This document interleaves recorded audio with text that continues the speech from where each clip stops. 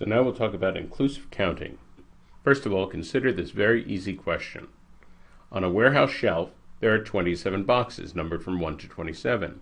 John carried the first 8, so he carried boxes 1 through 8, and Mary carried the rest. How many boxes did Mary carry? Well, obviously what we would do is simply subtract. 27 minus 8 is 19. That would be the number of boxes that Mary carried. So that's a really easy question. Now consider this superficially similar question. A workshop's first day was April 8th and its last day was April 27th. How many days did the workshop run? We might be tempted to do the same subtraction, but that will not produce the correct answer. There's a crucial difference between this problem and the previous box carrying problem.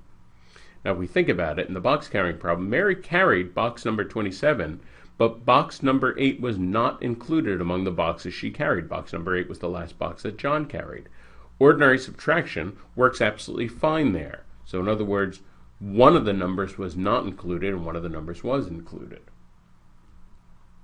In the workshop problem, both April 8th and April 27th, both endpoints are included as part of the workshop. Ordinary subtraction is not equipped for this because the difference that results from ordinary subtraction automatically excludes the lower endpoint. Let's think about this. If we subtract 27 minus 8 equals 19, that gives the whole group of days, and in this group it excludes April 8th, but includes April 9th and all the days up to and including April 27th. So we have the whole workshop except for the first day. So all we have to do really is just add one more for this excluded day at the beginning. So the workshop was 27 minus 8, which is 19, plus 1, which is 20. It was 20 days long. This way of counting is known as inclusive counting. We always use inclusive counting when both endpoints, the starting value and the ending value, are included in what we are counting.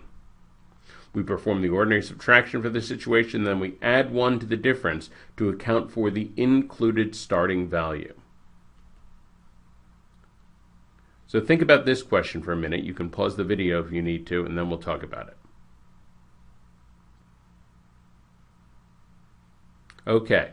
Contract negotiations opened on the morning of March 20th, continued every day without break, and ended late in the evening of May 10th. For how many calendar days were the contract negotiations in session?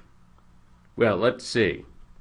First of all, in March, we're talking about the 27th to the 31st. That's the end of March. So how many days there? That would be 31 minus 20 plus 1 for the inclusive counting. That's 12 days. So 12 days in March, the whole month of April, so that's 30 days, and then the first 10 days in May. So altogether, that's 12 plus 30 plus 10, 52 days. So that's how many days the contract negotiations were in session. Here's another one. Pause the video and then we'll talk about this. Okay, how many multiples of 8 are there from 200 to 640 inclusive? Well, 8 goes into 225 times, 8 goes into 640 80 times, so it's really like counting the integers from 25 to 80. And both of those are included, so we're just going to do 80 minus 25 plus 1 is 56. And that's how many multiples of 8 there are, starting at 200 and going all the way up to 640. We use inclusive counting whenever the situation demands that both endpoints, the lowest value and the highest value, are part of what we are counting. We perform the ordinary subtraction of high minus low, then add 1 for the included lower endpoint.